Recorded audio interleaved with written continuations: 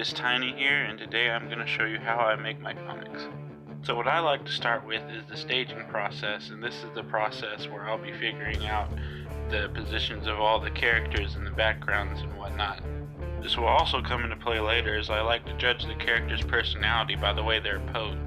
Now, I tend to find that if I don't do this step, I'll quickly lose the shape of my characters and forget all about it. Next comes the coloring phase, which is actually my favorite part. It is the part where I choose the colors based on the character's personality as well.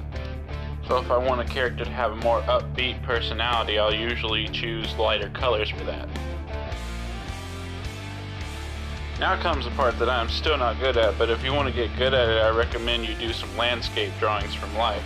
This part is, of course, the background, and it too tells a story all of its own. Now, you might see me doing a bit of tracing here, which I assume is fine because it's my artwork to begin with. I guess tracing is fine if it's just a small piece from your own artwork. Eyes are also something I recommend you practice drawing right because they can make or break an expression. And now you can see that whole thing I said about poses giving the character personality coming into play as I'm designing their clothes. I guess I went for, I don't know, maybe an Australian aesthetic for this guy. That's the whole reason he's got the khaki shorts, which may be a bit stereotypical, I don't know.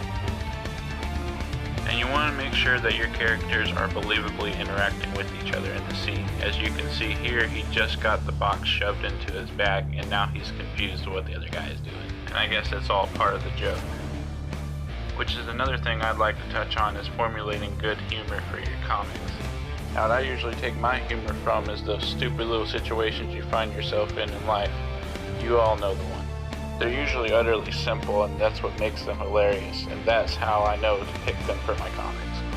Now, I've always found these character close-ups, like I'm drawing here, to be a bit tricky, so that's why I always keep a reference, even of my own characters, because if there's anybody that should know your characters inside and out, it is you. So it helps to study them as well.